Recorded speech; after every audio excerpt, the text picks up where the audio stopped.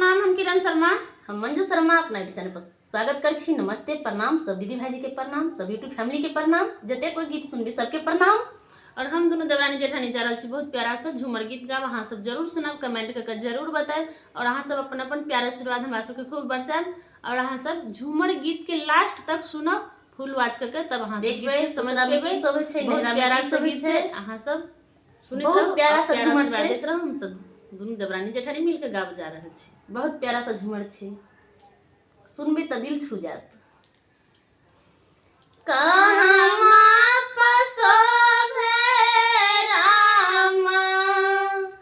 चढ़ली जवानिया हो, चढ़ली जवानिया हो, कहाँ पर शोभना राम सोरा हो सिंगाराबा, कहाँ पर शोभना राम सोला हो सिंगाराबा, कहाँ पर शोभना राम सोला हो सिंगाराबा, नाही राम शोभे राम चढ़ली जवानिया हो, चढ़ली जवानिया हो, ससुरा में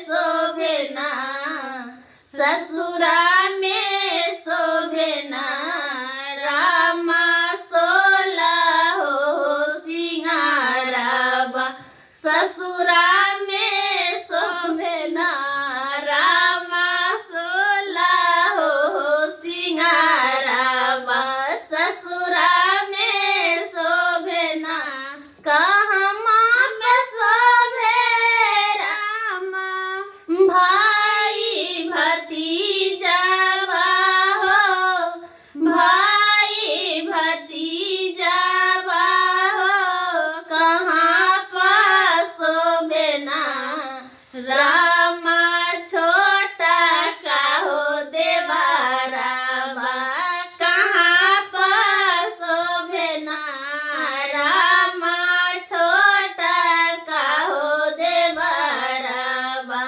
कहाँ पर शोभना राम छोटा का हो देवाराबा, नाही राम शोभे राम भाई भतीजावा हो, भाई भतीजावा हो, ससुरा में शोभना राम छोटा का हो देवाराबा, ससुरा में शोभना राम छोटा का हो देवाराबा, ससुरा में शोभना कहाँ पर शोभे राम, सेनुरा कजराबा हो, सेनुरा